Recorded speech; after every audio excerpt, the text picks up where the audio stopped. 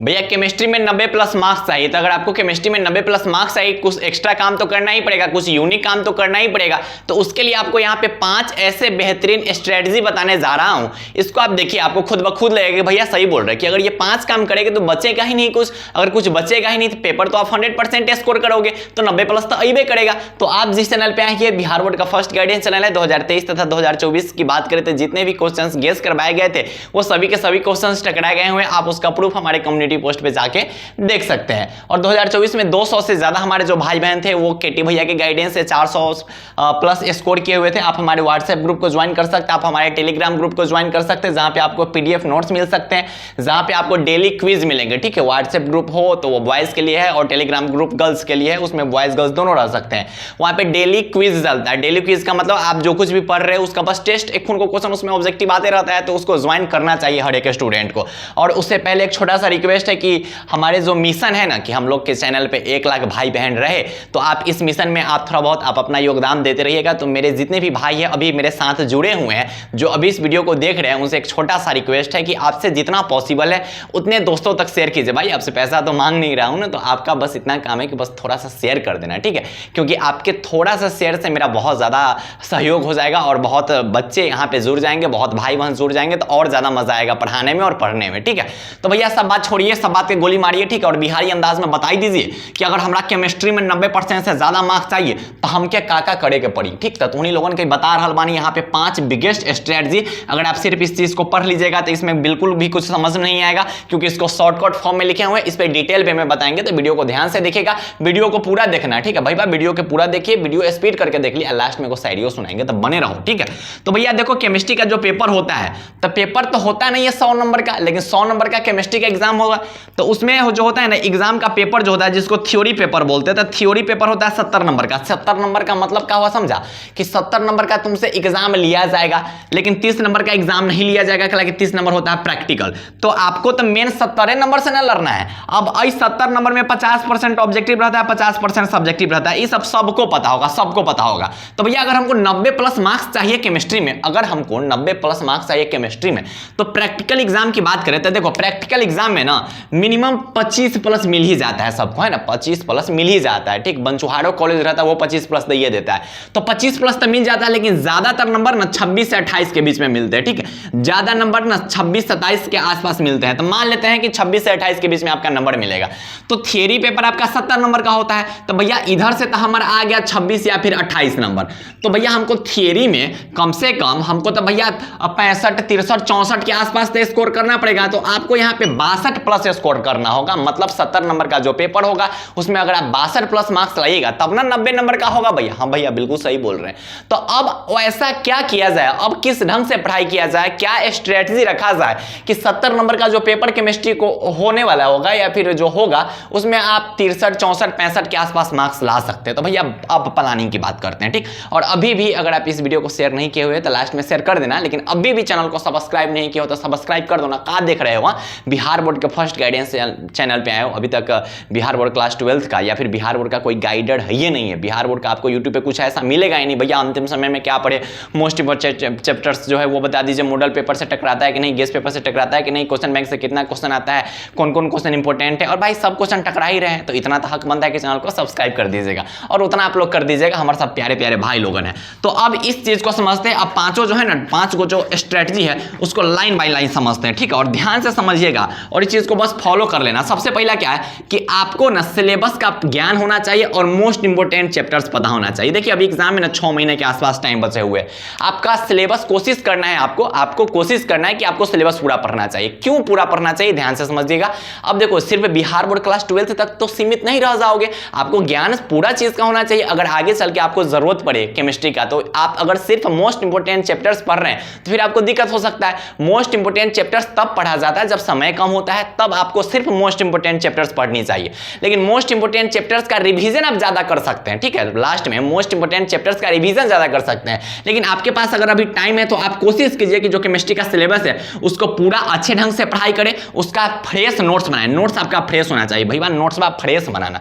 इसके पीछे कारण क्या है पता है, कि जब रिवीजन का टाइम आएगा ना, रिवीजन टाइम कब आता है पता है, जब एग्जाम होगा, या फिर अभी भी आप रिवीजन करते होंगे, लेकिन एग्जाम टाइम में ना नोट्स आपका इतना फ्रेश होना चाहिए कि आपको नोट्स पढ़ने में मजा आया। जब नोट्स नोट्सवा पढ़ो तो लगेगा कि भाई हमारे नोट्स है, और दिल एकदम गदगद हो जाना चाहिए। तो नोट्स आपको इस ढंग का बनाना चाहिए। और ये मोस्ट इंपोर्टेंट चैप्टर्स का ज्ञान होने का मतलब पता है कि मोस्ट इंपोर्टेंट चैप्टर्स पता कर लो केमिस्ट्री का कौन कौन है, और उसका डिवीजन ज्यादा करना, उस पर क्वेश्चन प्रैक्टिस ज्यादा करना, उसके कुछ भी मतलब उसमें कुछ छोड़ना ही नहीं है। बाकी अगर एक आध को चैप्टर छूटी हो जाए फिर भी कोई दिक्कत नहीं है, लेकिन सिलेबस आपको पूरा कंप्लीट करना है। लेकिन मोस्ट इंपोर्टेंट चैप्टर्स पर ज्यादा फोकस करना है, उसके ज्यादा क्वेश्चंस प्रैक्टिस करने, हर एक टाइप के क्वेश्चंस को प्रैक्टिस करने हैं भैया। चलो ठीक है भैया, पहला ज्ञान जो आप है वो बता दिए हमको, दूसरा का में हम नोट्स फ्रेश बनाएंगे, कल लास्ट में हमको पढ़ने में मजा आएगा। हाँ भैया, तो 2 टिप्स हो गया। तो पहला नंबर टिप्स खत्म, दूसरा नंबर टिप्स खत्म। अब तीसरा काम करना क्या है भैया कि मान लो कि कोई चैप्टर आप पढ़ लिए, मान लेते हैं कि सॉलिड स्टेट जिसको ठोस अवस्था बोलते हैं, आप वो चैप्टर पढ़ लिए, आप उसका नोट्सो साफ सुथरा बना लिए, आप हाईलाइटेड टॉपिक जो है ना मास्टर पढ़ाए होंगे तो बताए होंगे कि ये कुंदन मा ये जो है ना एमोर्फस सॉलिड जो है इस सबको ना हाईलाइट कर लो, ठीक है, क्रिस्टलीय का हाईलाइट कर लो, बड़ा इंपॉर्टेंट है ना, जो है स्कॉटकी फ्रैंकल डिफेक्ट का हाईलाइट कर ले, बहुत इंपॉर्टेंट है। तो अब क्या करना है आपको कि अगर आपका चैप्टर कंप्लीट हो गया है तो उसके बाद वह चैप्टर कंप्लीट होने के बाद उस चैप्टर का फुल रिवीजन कीजिए। फुल रिवीजन करने का मतलब पूरा चैप्टर एक दिन में रिवीजन करो। उसके बाद क्या करना है, ध्यान से समझिएगा कि चैप्टर खत्म होने के बाद फुल रिवीजन होना चाहिए। उसके बाद उसी चैप्टर का आपको ऑब्जेक्टिव और सब्जेक्टिव प्रैक्टिस करना है। भैया उसी चैप्टर का ऑब्जेक्टिव सब्जेक्टिव ये कहां से आएगा भैया, गेस पेपर से। भैया गेस पेपर अभी थोड़ी लेंगे, एग्जाम आवर में गेस पेपर लेते हैं। अरे बुर्बक है तो नहीं, एग्जाम आवर में ये सब कौन समझा देता है। एग्जाम आवर में गेस पेपर वही लेता है जिसको रट के निकलना होता है। आपको अभी से गेस पेपर रखना चाहिए, या फिर हम ये नहीं बोले कि गेस पेपर ही, आपके पास कोई भी ऑब्जेक्टिव, अब कोई भी ऑब्जेक्टिव होगा वो गेस पेपर का होगा, ठीक है। तो कोई भी ऑब्जेक्टिव टाइप का और सब्जेक्टिव टाइप के क्वेश्चंस होनी चाहिए जिससे आप प्रैक्टिस कर सकोगे, जिससे आपको पता चले कि भैया ऐसा क्वेश्चन पूछा जाता है और आप उस लायक पढ़ाई कर चुके हैं। तो आपके पास कोई ना कोई कंपनी का गेस पेपर होना चाहिए जिससे वह चैप्टर आप कंप्लीट करते हैं, उसके बाद उस चैप्टर्स के ऑब्जेक्टिव आप सॉल्व कीजिएगा, उस चैप्टर के सब्जेक्टिव का आंसर आपको खुद से लिखना है, बिना देखे खुद से लिखना है। तब आपको पता चलेगा कि भैया हमारा जो चैप्टर है कंप्लीट है कि नहीं है। अगर आपके क्वेश्चंस बहुत ज्यादा गलत हो रहे हैं, इसका मतलब वो चैप्टर आपका ठीक से रिवीजन नहीं है, या फिर वो चैप्टर आपका ठीक से कंप्लीट नहीं है। तो फिर से उस चैप्टर को अच्छे ढंग से रिवीजन करना है। इससे पता है क्या होगा, इससे आपका वीकनेस पता चलेगा, और जो इंसान अपना वीकनेस को पकड़ लेगा और जो इंसान अपने वीकनेस पे मेहनत करने लगेगा उसका एग्जाम में भाई टॉप तक करबे करेगा ना। अब मान लो कि आप अपने वीकनेस पे मेहनत कर रहे हो तो फिर तो काम आपका बल्ले बल्ले हो जाएगा। हाँ भैया चलो ठीक है कि हम ये काम कर लेंगे, ऑब्जेक्टिव अच्छा ढंग से प्रैक्टिस कर लेंगे। अब भैया केमिस्ट्री के पेपर में ऑब्जेक्टिव सब्जेक्टिव नहीं आता है, दुइये को चीज ना आता है। अब केमिस्ट्री के एक को चैप्टर करते करते करते करते पूरा केमिस्ट्री के साथ तुम ये काम कर गए कि हर एक चैप्टर का रिवीजन किए, हर एक चैप्टर का ऑब्जेक्टिव किए, हर एक चैप्टर का सब्जेक्टिव किए, तो कुछ बचा क्या? जब कुछ बच में नहीं किया तो 90+ नहीं आएगा। बिल्कुल आएगा भैया, बात तो सही कर रहे हो भैया। उसके बाद क्या करना है कि हाईलाइटेड टॉपिक जो है ना, या फिर हाईलाइटेड क्वेश्चन, जैसे आप सब्जेक्टिव क्वेश्चन सॉल्व करने का 10 को क्वेश्चन है, अब 10 को में से ना आपको 8 को आता था, 2 को नहीं आता था, तो ये 2 को क्वेश्चन को छोड़ मत देना, फिर बुर्बक वाला काम मत करना। ये 2 को क्वेश्चन को लिखना, इस 2 क्वेश्चन का आंसर रट लेना, याद कर लेना, लेकिन इस 2 जो क्वेश्चन है ना इसको स्किप नहीं करना। ऐसा नहीं होना चाहिए कि अरे भाई 10 को में से 8 को बनेगा तो छोड़ना, 2 को नहीं बनेगा तो क्या होगा, ये बिल्कुल नहीं होना चाहिए। ये जो है ना, ये टॉपर स्टूडेंट सबका खास बात होता है कि आप अपने वीकनेस पे काम कर रहे हो। 10 में से 8 बना है तो आपको खुश नहीं होना है, 2 को कैला नहीं बना है ये आपको सोचना है। तो ये सब टॉपर स्ट्रेटजी होता है। तो अब ये जो 2 को क्वेश्चन इसको हम हाईलाइटेड क्वेश्चन बोलेंगे। तो जब आप रिवीजन करने जाइएगा तो इस हाईलाइटेड क्वेश्चन को रिवीजन जरूर कीजिएगा। अगर आप इसको स्किप कीजिएगा तो एग्जाम हॉल में यही क्वेश्चन आएगा और आपको वहां भी छोड़ना पड़ेगा, कि आप घर पे इस क्वेश्चन को छोड़ते आ रहे थे, ठीक है। तो ये सब चीज आपको रिवीजन समय में करना है। जब आप जो है ऑब्जेक्टिव होना चाहिए या फिर सब्जेक्टिव हाईलाइटेड होना चाहिए, उसको अच्छे ढंग से रिवीजन करना है। उसके बाद क्या है भैया कि लास्ट इन द सेंस कि वो चैप्टर पूरा आपने गेस पेपर से ऑब्जेक्टिव कर लिया, सब्जेक्टिव कर लिया, उसके बाद लास्ट में क्वेश्चन बैंक होना चाहिए। अब ये होना चाहिए कितना कहता है कि लास्ट में क्वेश्चन बैंक लेंगे रे, जनवरी में क्वेश्चन बैंक लेंगे, रट उठ के खत्म कर देंगे, प्रैक्टिस नहीं करना है। अरे बकलोल होगा, अब ये से क्वेश्चन बैंक ले लो, अभी से क्वेश्चन बैंक लोगे तो पता है क्या होगा कि मान लो कि पहले का तुम चैप्टर पढ़ लिए, पहले का चैप्टर का ऑब्जेक्टिव सब्जेक्टिव पहले से कंप्लीट कर लिए, गेस पेपर से अच्छा रिवीजन कर लिए, हाईलाइटेड टॉपिक सब पढ़ लिए, क्वेश्चन बैंक उठाओगे, क्वेश्चन बैंक से उस चैप्टर का क्वेश्चन सॉल्व करोगे, क्वेश्चन बन जाएगा एकदम, फिर 400 से 450 प्लस का टारगेट रख लोगे, कि आपको पता चल जाएगा कि पेपर का लेवल क्या है।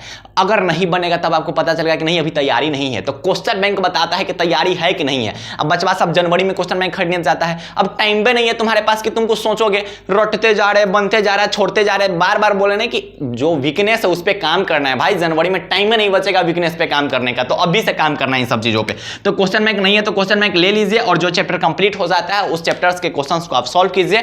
बिल्कुल भी कुछ भी स्किप नहीं करना है। जो कुछ आज आप स्किप कर रहे हो, जो कुछ आज ना बोलते देहाती भाषा की मठेर रहे हो, वही वही चीज आपके एग्जाम हॉल में दिखाई देंगे। और अगर आज आप उस क्वेश्चन को छोड़ रहे हो मतलब एग्जाम हॉल में भी आपको छोड़ना पड़ेगा। तो अगर आपको टॉपर्स की तरह पढ़ाई करनी है ना भाई, तो इन सब चीजों पे काम करना होगा, बहुत अच्छे ढंग से काम करना होगा। तो ये जो 5 तरीका है ना, अब तोहनियों को लग रहा है कि भैया सही तो बोल रहे हैं, 5 को काम कर लेंगे तो बचबे नहीं करेगा कुछ, क्वेश्चन बैंक खत्म, गेसो पेपर खत्म, नोट्स का अच्छा खासा प्रैक्टिस हो जाएगा, सिलेबस खत्म, मोस्ट इंपोर्टेंट चैप्टर्स खत्म, बचा ही नहीं कुछ भाई, कुछ बचा ही नहीं। तो अब तो 90+ फिक्स है कि अइबे करेगा। ठीक है, तो इतना काम आप कीजिए और इस चैनल पे इसी टाइप के गाइडेंस वाले वीडियोस आपको मिलते रहेंगे। और आप इस चैनल पे और भी भाई बहन को जोड़िए, ताकि और ज्यादा हमें भी अच्छा लगता है ना कि और भाई बहन जोड़ते हैं तो और मजा आता है वीडियो बनाने में कि अरे इतना व्यूज हो जा रहा है, इतना भाई बहन आ रहे हैं। तो वो काम आपका है वो आप कर ही दोगे। ठीक है, तो भैया एगो शायरी हो जाए। ठीक है, आप ही तो बोले थे कि शायरी हो जाए, और शायरी आप सुनाइएगा, आपका शायरी भी कभी कभी सुना देते हैं। ठीक है, अच्छा लगता है। अब देखो भाई बहन है तोहनी ना, तोहनी से दिल के बात शेयर करेंगे, सब कुछ तोहनी से शेयर कर देते हैं। तो बस एक शायरी है और बहुत अच्छा खासा शायरी है, इसको आप दिल पे नहीं लगाना है। कोई भी मेरे जो भाई है इस शायरी को दिल पे मत लगा लेना, हम बस ऐसे ही जस्ट फॉर फन एंजॉय के लिए, ठीक है, एंजॉय के लिए बोलते हैं। ठीक है, तो शायरी कुछ यूं है कि समझदार इतने हैं कि उनके झूठ को पकड़ लेते हैं, समझदार इतने हैं कि उनको झूठ को पकड़ लेते हैं, और मूर्ख इतने हैं कि दोबारा यकीन कर लेते हैं। तो ये सब बस जस्ट फॉर एंजॉय। ठीक, इसको एंजॉय के पर्पस से लेना है, ज़्यादा दिल पे किसी बात को नहीं लेना है। और वीडियो को क्या कर रहे हो, शेयर कर देना। अभी है ना 5 को 10 को जितना होगा उतना शेयर कर देना, जितना व्हाट्सएप ग्रुप होगा कुछ सब में डाल देना। ठीक है, ताकि एकदम बिहार बोर्ड का जितना है ना बच्चा सब आए बिहार बोर्ड के फर्स्ट गाइडेंस चैनल पे और इस चीज़ का लाभ उठाएं। तो अच्छे ढंग से पढ़ाई करते रहिए। केटी भैया हमेशा आपके साथ है, आप भी केटी भैया के साथ रहिए, केटी भैया का सपोर्ट कीजिए। और बाय बाय, टेक केयर, जय हिंद।